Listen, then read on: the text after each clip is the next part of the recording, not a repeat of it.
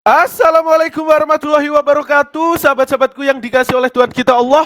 Jumpa lagi nih dengan hamba Goldian Sang Gembala di channel Goldian TV. Para sahabat, semoga Allah Tuhan tempat bergantung segala makhluk, bukan Tuhan yang digantung oleh makhluknya, memberkati dan merahmati kita semua. Sahabat, di kesempatan yang berbahagia ini saya akan menyajikan breaking news yang ngeri-ngeri sedap ya, di mana si Kudis, si Edis TV penghujat Islam yang sekarang dia kabur melarikan dirinya ke Amerika, lagi dikejar-kejar sama polisi internasional atau Interpol ya. Jadi ada saudara kita yang melaporkan teman-teman akan si Edis yang sangat meresahkan, yang mana dia setiap hari membuka mulutnya untuk menghujat Islam, teman-teman. Jadi gini, kalau Edis niatnya baik untuk membuka cakrawala dialog lintas agama, ngapain perlu kabur-kabur ke luar negeri? Kalau niatnya untuk diskusi, tidak menghujat, kita di Indonesia ini dilindungi secara hukum. Tapi naasnya Edis kan pergi nih, sahabat, di luar negeri, yang mana tidak terjangkau oleh hukum Indonesia. Tapi tentu, di mana dia menetap hukum berlaku. Dan sekarang dia lagi dikejar-kejar, teman-teman. Kita tunjukkan ya. Ini ya. Jadi ada saudara kita yang melaporkan si Edis TV ke Dubes Belanda. Yakni ini, Gus Leman segera kirim surat ke Dubes Belanda, gugat Edis TV. Gus Leman segera berkirim surat ke Duta Besar Belanda di Jakarta. Hal ini terkait program tayangan di channel milik Edis TV yang menurutnya melecehkan agama Islam. Emang dia melecehkan. Beberapa kali ketika dialog sama saya, dia tidak niat dialog, tapi dia niatnya menghujat. Sabtu 12/4/2025, tanggal 12 kemarin ya. Surat yang akan dikirim meminta petunjuk untuk melakukan gugatan terhadap Edis TV di Mahkamah Internasional di Den Haag, Belanda. Tidak ada solusi atau cara lain untuk menghentikan Edis TV selain meminta petunjuk Mahkamah Internasional, kata Gus Leman. Dikatakannya yang bisa mengajukan perkara ke Mahkamah Internasional itu adalah negara, bukan pribadi atau lembaga. Gus Leman berharap Mahkamah Internasional bisa mengeluarkan fatwa atau lex spesialis sehingga dirinya bisa membawa masalah Edis TV ke Mahkamah Internasional. Gus Leman mengatakan sudah beberapa pihak yang memberikan dukungan untuk menghentikan tayangan Edis TV yang dinilai merugikan umat muslim. Ya emang teman-teman, karena yang disajikan penghujatan semua. Namun PR utamanya adalah permasalahan itu lewatnya. Karena itulah yang harus dipikirkan, ujarnya. Jika melakukan gugatan perbuatan melawan hukum ke pengadilan negeri atau melaporkan Edis TV ke kepolisian NKRI pasti sulit. Karena menurut hemat saya, meski Edis itu masih kewarganegaraan Republik Indonesia, namun saat ini dia berdiam di USA. Jadi Edis itu kabur, teman-teman ya. Kalau yang belum tahu, si Edis itu kabur di USA. Untuk apa? Untuk menghindari hukuman serta pengadilan yang ada di Indonesia. Jadi dia pengecut. Dia berani berbuat tapi tidak berani bertanggung jawab. Nggak tahu apakah itu buah ajarannya ya, yang setiap hari membuka mulutnya di TikTok menghujat Islam. Kita lanjut teman-teman, kita bacain dulu ya. Yakin pasti akan sangat sulit jika Edis TV tidak mau hadir. Bagaimana kan tidak bisa jalan prosesnya, kata Gus Leman. Jadi teman-teman, Edis TV ini mengikuti jejak pendahulu-pendahulunya yang sudah menghujat Islam lalu kabur. Ada si Baby Jong, si Paul Jong. Terus ada Sobkatul. Lalu kemudian baru-baru ini ada si Metatron ya, atau si Edwin Huta Barat. Anyway, ya mereka semua pengecut. Mereka berani berbuat tapi tidak berani bertanggung jawab. Toh kalaupun yang dianggap mereka yang disampaikan tentang hujatan kepada Islam benar, yuk dibuktikan di pengadilan. Biar hukumlah yang menjadi panglima, biar hukumlah yang menjadi petindak akan kelakuan mereka. Tapi faktanya mereka takut. Karena apa? Yang diutarakan serta yang diucapkan itu fitnah semua. Tidak ada dalilnya. Tidak berpengetahuan dan hanya cuap-cuap tanpa ilmu. Gitu ya. Nah, ini aku mau tampilin ulasan si Rudi Yohanes, sang debutir, sang debater maksud saya ya, akan edis.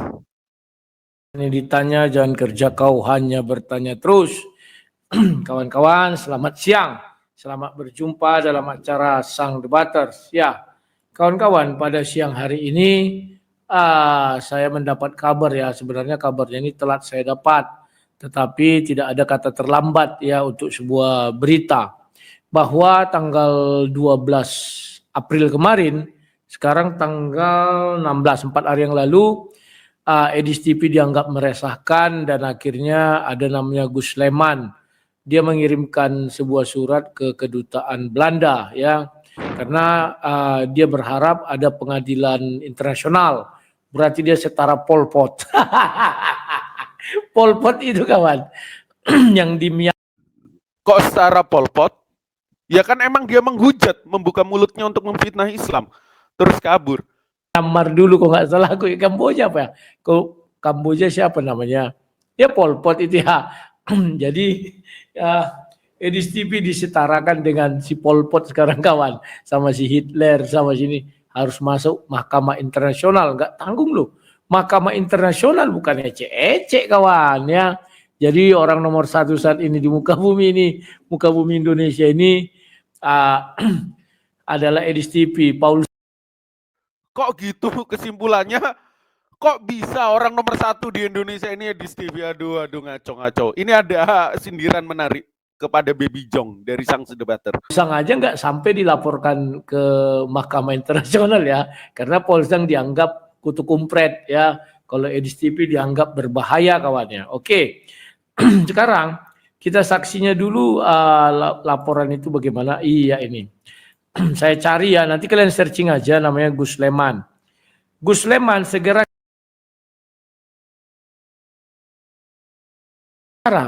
caranya gimana? Doa kepada Allah Subhanahu wa taala bisa. Tapi kalau dia tidak berkehendak, masih mengizinkan Zuma untuk bertobat, itu artinya. Nah, kalau ini sudah mengaku tidak ada cara kawan. Kenapa dia tidak menggunakan cara memanjatkan doa kepada Allah Subhanahu wa taala, pencipta langit dan bumi, kepada Allah Subhanahu wa taala yang menghukum orang yang membuat kerusakan di muka bumi dan melawan Allah dan nabinya, ya istilahnya apa ya? Aku tanggapin dulu. Hei Gabrul, ya dalam panjatan doa kita ke Tuhan kita yang tidak digantung oleh makhluknya, melainkan dia hakikat yang mana semua makhluk itu bergantung kepada dia. Itu ada konsep yang namanya ikhtiar, Gabrul. Lo nggak diajarin kah konsep dalam keimanan lo agar Tuhan lo nyuruh ikhtiar? Kita berdoa, tetapi ikhtiar itu harus dilakukan. Kasih contoh. Misal sekarang nih, Goldian berdoa agar dijatuhkan uang 10M. Apakah langsung dikabulkan? Uang itu jatuh gedebuk dari langit 10 miliar? Tidak. Kan kita ada yang namanya konsep ikhtiar. Hei Goldian, kalau kamu pengen kaya, kamu kerja sungguh-sungguh dan jangan lupa panjatkan doa agar dimudahkan dan diiringi rahmat Allah. Ketika kamu mencari apa yang kamu inginkan, itu yang namanya konsep ikhtiar. Sama sepertimu, Rudi Yohanes, ketika dirimu berdoa agar Bang Juma ditangkap, agar Bu Nora ditangkap, agar Bu Rifa ditangkap, apa langsung dikabulin? Kan harus ada proses ikhtiar. Itu diajarin nggak dalam agamamu? Kira-kira diajarin nggak? Coba gunain dulu kepalamu ya sebelum membuka mulutmu tentang itu. Kita lanjut ya teman-teman. Lawan atau apa ya? Itu namanya hukum salib surah 5 ayat 33 kalau nggak salah saya. Kenapa mereka tidak minta bantuan Allah SWT? Apakah mereka selama ini sudah minta tapi tidak berhasil atau gimana? Putus asa. Sehingga tidak ada cara lain katanya. Kalimat ini sungguh-sungguh luar biasa kawan. Kemarin, sekarang tanggal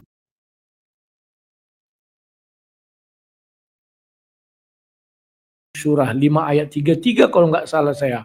Kenapa mereka tidak minta bantuan Allah SWT? Apakah mereka selama ini sudah minta tapi tidak berhasil atau gimana? Putus asa. Sehingga tidak ada cara lain katanya. Kalimat ini sungguh-sungguh luar biasa kawan. Tidak ada cara lain. Tadi Gabriel, Rudi, udah aku jelasin ya, dalam Islam kita mengenal yang namanya konsep ikhtiar. Kita nggak hanya manjatkan doa, tetapi kita juga berusaha untuk menggapai goals atau hopes yang kita inginkan. Nggak tahu ya kalau di dalam ajaranmu diajarkan atau tidak. Masa nggak ada ya? Ini. Ini kawan maksud saya ini, tunggu ya, aku bukakan dulu. Surah 5 ayat 33 ya. Tutup. Sesungguhnya pembalasan terhadap orang-orang yang memerangi Allah dan Rasulnya, berarti Edis TV ini kan sudah memerangi Allah dan Rasulnya dan membuat kerusakan di muka bumi. Oh, Edis udah buat kerusakan belum? Belum mungkin ya. Tapi bagi mereka udah buat kerusakan. Hanyalah mereka dibunuh atau disalib atau dipotong ini segala macamnya. Jadi kawan-kawan, saya kadang di situ merasa prihatin ya kawan-kawan ya, bahwa narasi-narasi yang mereka bangun ini narasi-narasi putus asa. Beda dengan saya sebagai orang Kristen. Oke, aku mau jelasin itu dulu ya yang dikutip. Aduh, ini nih suka cuap-cuap ayat, tapi nggak paham teksnya, teman-teman. Astaga naga di sorga Papa. Di sini ya, teman-teman dikatakan, balasan bagi orang-orang yang memerangi Allah dan Rasulnya serta membuat kerusakan di bumi hanyalah dibunuh, disalib, dipotong tangan dan kaki serta mereka silang atau diasingkan dari tempat kediamannya. Ini konteksnya General D. Rudi, yang demikian itu merupakan kehinaan bagi mereka di dunia dan di akhirat. Kelak mereka mendapat azab yang sangat berat.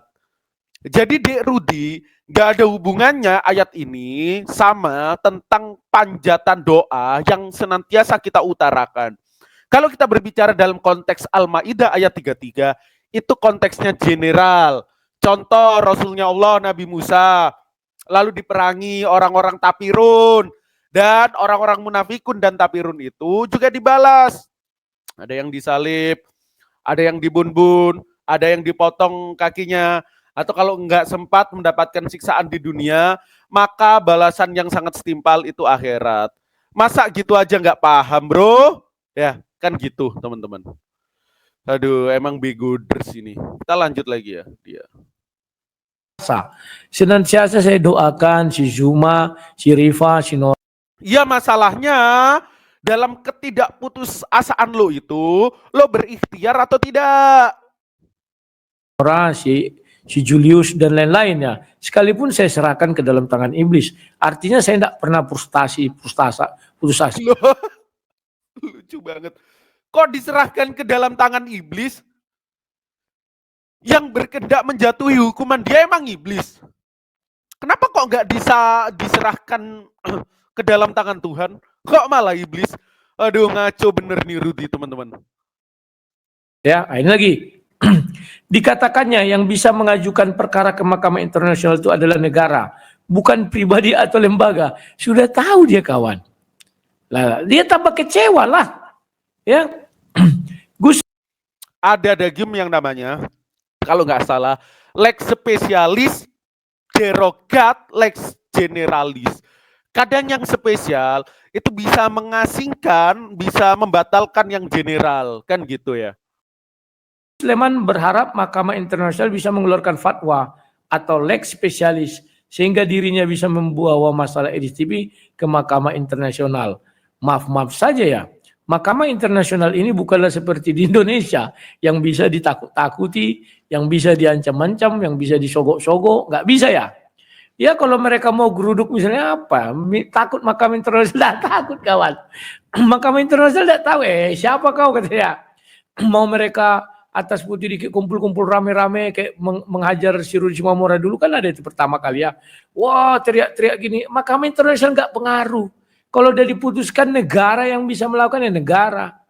Ini bicara tentang kepentingan internasional bukan kepentingan lokal ya. Jadi kaum-kaum lokalan ya jangan berbuat seperti itu dong ya. Kita lanjutkan kawannya. Nah, Gus Leman mengatakan sudah ada beberapa pihak yang memberikan dukungan untuk menghentikan tayangan Edis TV yang dinilai merugikan umat Islam. Bayangkan kawan, tayangan Edis TV merugikan umat Islam berapa miliar, berapa triliun. Saya nggak tahu kalimat rugi ini apa. Material. Heh, Rudi, kamu nih kok PAO sekali ya? Kerugian itu gak hanya berupa materi aja, tapi ada yang namanya non-materi. Coba belajar lagi. Kenapa kok di kepalamu ketika berbicara kerugian hanya materi aja? Pantas kau pembela Yudas. Karena orientasi yang ada di kepalamu itu duit.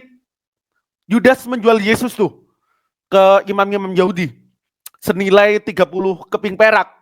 Sama kan? Sampai sekarang, you punya konsep bela Yudas. Yudas masuk surga dipilih Tuhan. Karena apa? Yang di kepala Yudas itu duit. Sama juga yang ada dalam kepalamu juga duit. Duit. Kan gitu. Jadi kerugian itu gak hanya dinilai dalam kategori materi saja. Tetapi in materi atau non materi itu juga masuk kategori kerugian ya. Entah secara moral, entah secara mental dan lain sebagainya. Itu juga termasuk kerugian. Pak Rudi Yohanes Huta Galung. Atau immaterial. Apakah karena Edis TV lantas penduduk Indonesia langsung bertambah berkurang 10% yang muslim, saya nggak tahu. Ini datanya dari mana? Enggak, penduduk muslim naik. Tetapi yang dirugikan apa? Dia membicarakan sesuatu hal yang tidak dia ketahui, lalu dijadikan bahan olok-olokan. Dan dia menghujat. Kalau dia berani membuktikan klaimnya bahwa dia berbicara dalam konteks dialektika, dia hanya menyampaikan kebenaran, ngapain perlu kabur? Kan klaim dia, misal tentang Islam kan juga harus diuji. Kalau dia berani. Buktinya tuh para debater-debater, para apologet-apologet Islam gak kabur seperti Pak Donditan. Dia juga mengeksposisi serta mengekspos Bible kalian, gak kabur. Tapi buktikan dong kalau klaim dari Pak Donditan itu salah. Enggak ya? Aduh. Saya nggak terlalu dibesarkan saya di sini. Nanti ini jadi besar kepala kawan. Ya. Sementara si Paul Zhang yang kalau kalian lihat lebih parah lagi, cuman Paul Zhang kan otaknya berdebat enggak ada, isi kepalanya kan kotoran Paul Zhang itu. Nah ini dendam tersumbat Rudi ke Paul Zhang, teman-teman, kita dengerin lagi. Kena kan Paul Zhang ya?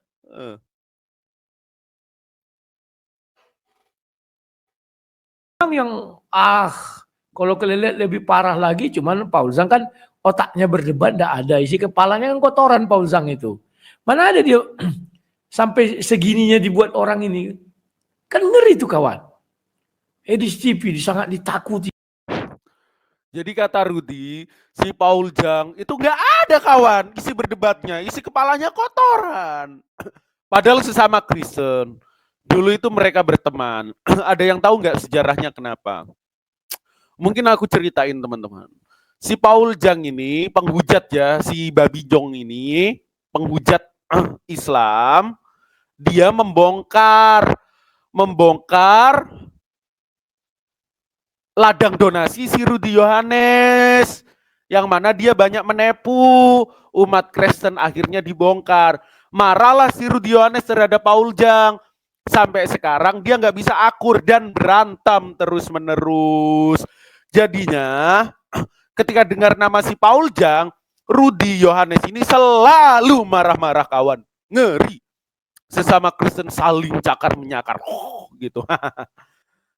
kita lanjutkan sebentar lagi ya. Kan ngeri ya. Saya ngeri-ngeri sedap melihatnya kawannya. Paul sangatnya enggak seperti, padahal lihatlah. Presiden dimakinya, semua dimakinya. Agama Islam, Nabi, Allah, dimaki suka-suka dia. Tapi ya tengah-tengah aja itu Gus Solehnya. Lanjut lagi ya kawan-kawannya. Apa sih sebenarnya ya? Namun PR utamanya adalah permasalahannya itu. Lewatnya kemana? Itulah yang harus dipikirkan. Jadi mereka ini sudah putus asa kawan, stres, nggak ngerti lewat mana, lewat Tuhan lah. Masa orang ini tidak mau mencoba lewat Tuhannya? Apa orang ini nggak percaya sebenarnya Tuhan itu gimana ya? Katanya kan gabrul lagi ya di sampai ulang-ulang lewat Tuhan. Udah, kita berdoa selalu. Tapi Allah mengajarkan kita untuk berikhtiar, untuk berusaha, berurut dia.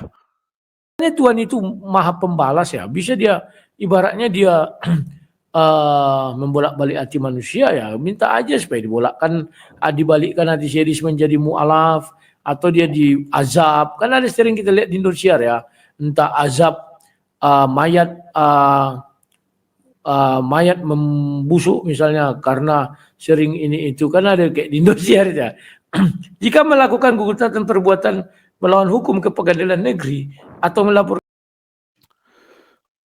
Oke, mungkin videonya Rudy yang ulasannya nggak jelas teman-teman, hanya cuap-cuap tanpa dasar yang jelas dan framing sana sini, kita cukupkan ya. Mungkin aku mau nyampein gini, Edis dan teman-teman Oten yang lain, kan dialog lintas agama di Indonesia ini lagi terbuka. Ada public sphere, ada ruang ini. Jadi kalau kamu berniat untuk dialog dan tidak menghujat, serta apa yang kamu ucapkan bisa dipertanggungjawabkan, nggak usah kabur. Saya pun juga pelaku dialog lintas agama. Saya juga menyampaikan firman Tuhan saya yang saya anggap benar. Kan antara Islam dan Kristen, ini agama yang inklusif, teman-teman, yang terbuka. Dua-duanya sama-sama mencari, kalau dalam Islam, mencari hamba Allah ya, mencari jamaah. Kalau dalam Kristen kan mencari domba-domba yang tersesat. Nah, keduanya satu sama lain bisa dikritisi karena mereka menawarkan keimanan mereka, menawarkan agama mereka ke orang yang tidak memeluk agama mereka. Jadi hak kritisisme ada, hak jawab, hak mengkritis ada. Salah satunya ke saya. Orang Kristen kan dalam Markus 16 disuruh memberitakan Injil ke segala makhluk. Jika tidak percaya, dia akan dihukum. Dan yang percaya dibaptis. Ketika Injil itu diberitakan kepada saya, maka saya punya hak untuk mengkritisi. Apakah benar nih keimanan yang kamu sampaikan itu benar-benar bisa diterima dengan akal sehat, dengan logika. Sama sebaliknya Edis, ketika Islam menawarkan wa ma arsalnaka illa kafatan linnas, Nabi Muhammad dan Islam ini untuk seluruh manusia yang ada di muka bumi ini, kamu berhak mengkritisi. Tapi jangan menghujat. Segala bentuk tentang keagamaan yang kamu ucapkan, yuk kita pertanggungjawabkan. Kita dialogkan. Itu yang diajarkan dengan Islam. Tapi kalau you kabur-kaburan ke luar negeri sana, membuktikan bahwa niatmu di awal itu untuk menghujat. Tidak ada ruang untuk menghujat di muka bumi ini. Kira-kira gitu, teman-teman. Mungkin itu ya, kita cukupkan. Semoga Edis segera mendapatkan keadilan. Nun wal qalam yawma yasturun. Wassalamualaikum warahmatullahi wabarakatuh. Bye-bye, see you again di kesempatan yang akan datang.